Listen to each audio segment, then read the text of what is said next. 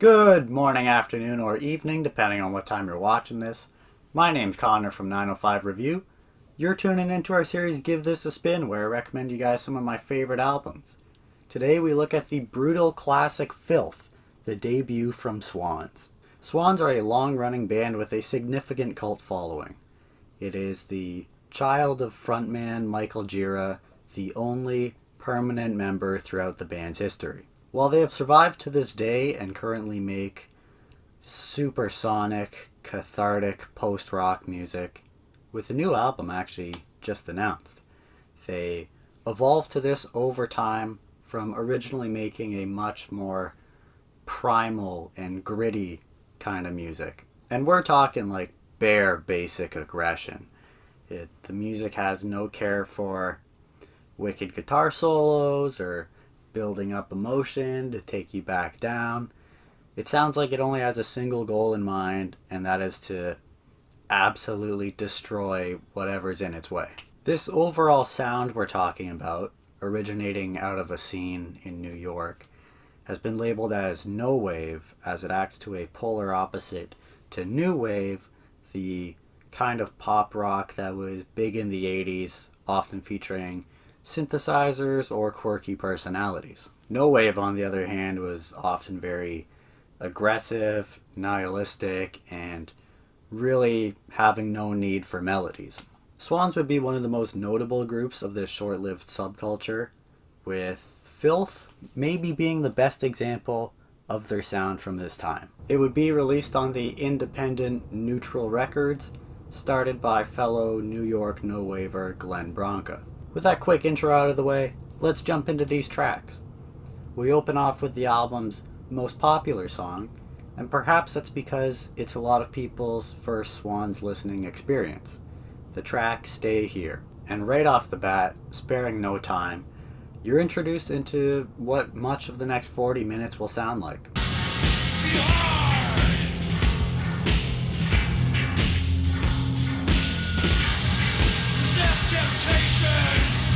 It's got some bludgeoning drums by two percussionists, as a matter of fact, to get a bigger sound out of it. Some sinister bass lines, which also two bassists to get a bigger, grittier sound out of it, setting up the way for the guitar to come crashing down on you. And this is what I mean about all the angst of the genre. All the basses, well, the lead bass anyway, which is kind of funny but also badass to think about, all it's doing is just the same four repeating notes over and over, yet they get the absolute most out of it. I'm already exhausted. I'm like, one song. The band just gets such a sinister sound out of it, which is pretty well reflected in the album's cover, I would say, and probably even more so in the title Filth. It's just so gritty. Absolutely iconic. I think I already said it about one song in my review of My War by Black Flag, but this would be another sick song to walk out to the Octagon to. Imagine how terrifying that would be. We then change pace a bit, shifting into the faster, big, strong boss. I would say the main emphasis in it is the percussion, which who knows what specifically, because the group used everything from actual drums to just straight up slamming a metal table for the recording of this album. But that's set up by a short set of bass notes, hardly enough to even qualify as a riff, as the guitar just spazzes away in the background.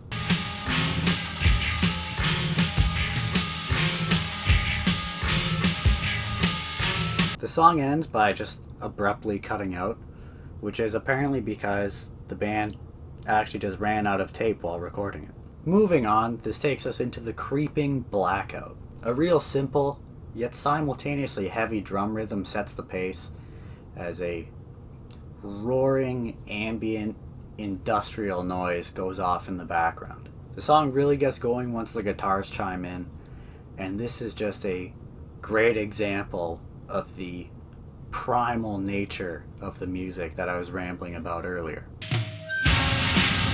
Get drunk! Get drunk! Breathe in! It's not complex at all. It's very straightforward. It's like all that's there is just pure hate and aggression. One of the greater tracks off of Filth.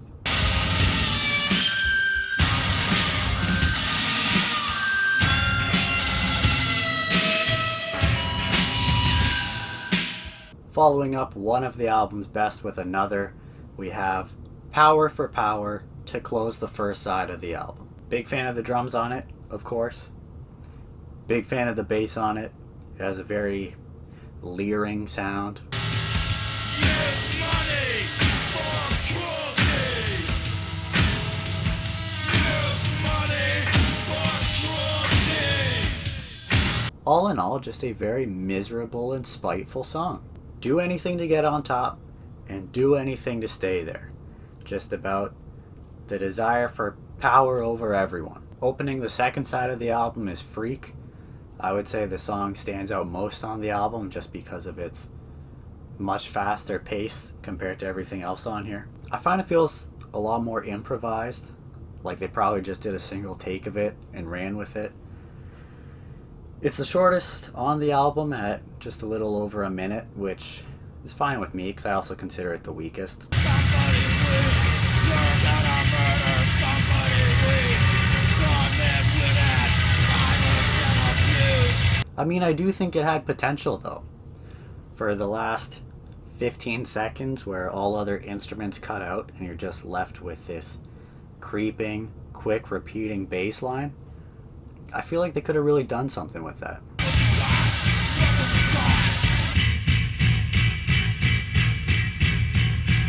This is followed by the sixth track, Right Wrong. It's one that took some time for me to warm up to, but it appeals to me now. Another in a long line of simple, brutal tunes.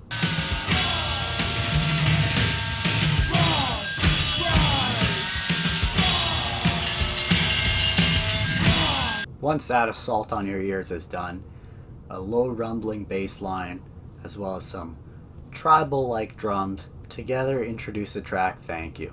This is one that flew under my radar for a while as well. I never really thought much about it before, but it kicks ass too. And I mean, it's pretty hardcore. Well, it was already hardcore as is, but even more so because Michael Gira pretty much begs you to burn him as the song runs its course.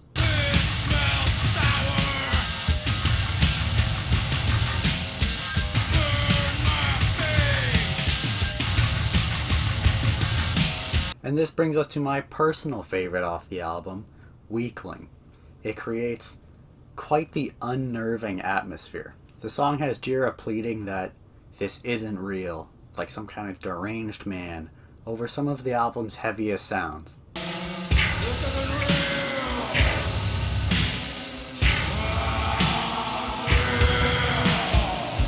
The song later crawls out to a close, like it's decompressing or bleeding out. I pretty much have to find a thesaurus at this point to find as many words like putrid as I can to describe this album, but that really is the feel of the song. It's like there's no redemption to it at all. It's pure feculence the whole way through. Word of the day.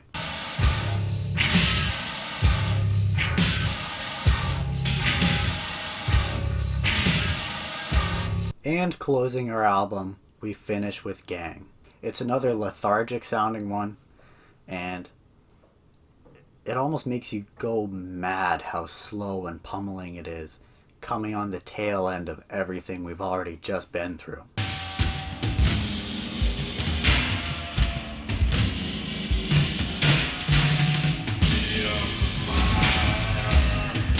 The song drowns out after 2 minutes, only to fade back in and rope you in again as it repeats itself over. Following its initial 1983 release, Filth would be re-released in 1990 once Michael Gira started his own label Young God Records, named after another Swans release. And among these were some rare pink and transparent vinyls.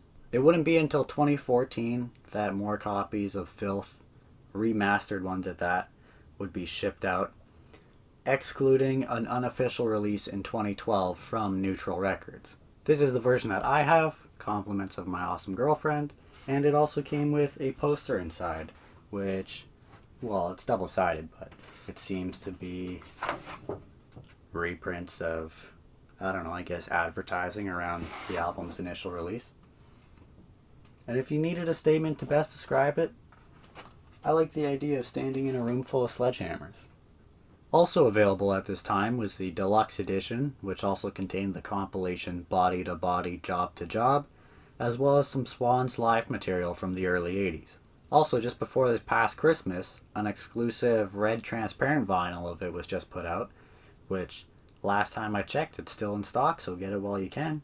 As you can probably imagine, an album of this sound, released at the time it was by no means a commercial success, relying on the band's developing underground following. With this lack of awareness, there were hardly any reviews out for this album in the early 80s, but now with it being the internet age, and Swan still going strong, and the interest in niche past music subgenres, Filth, as well as much of early Swan's discography, is now relatively known in some music circles. The album's sheer brutality has been well received in many retrospective reviews, with some critics even calling it ahead of its time. Jira chose the name Swans for his band because he wanted something that was often associated with bliss, but is actually in reality pretty aggressive. I personally don't recall any tussles with swans, but if they're anything like geese, I'll take his word for it. While that might work for the band's name, the album's cover is by no means thought of as peaceful, with the frightening blackened grimace surrounded by the bold red lines. It emits quite the unsettling aura. It's hard to come by anything like Filth. Just the absolute bleakness of it, I'm floored by it even today. I can't even imagine being the poor helpless fools who thought they'd check out their local music scene in New York in the early 80s, went to see this band named Swans they had no idea about, and then the absolute chaos they probably got themselves into. With all this considered, I'm going to stamp Filth with an A- grading. The album is brutal, catastrophic, but all in the same, it's simple. It shows you really don't need a whole lot to make a great album, so long as you have the spirit, I suppose. The lyrics are all pretty straightforward too. More or less just don't let anybody walk over you. Not every song on here is a banger, but the album, it's like the album has its own space in history, you know? Like, so few other albums have the same reputation that Filth does. Like when somebody's talking about early Swans, it's like a light goes off and instantly everybody's like, yeah, that is some kind of music. Anyhow, those have been my thoughts on the hard-nosed debut from Swans. Let me know your thoughts on the album, on the video, and I'll catch you next time. But, real quick, before we take off, what were your thoughts on Filth? Sorry, I'm a little aghast is all. What were your thoughts on Filth? Did I rate it too high or did I rate it too low? How the hell does my outro even go? Let me know your thoughts. Hope to see you again. Enjoyed having you. Take it easy. I think that's all right. Okay, bye.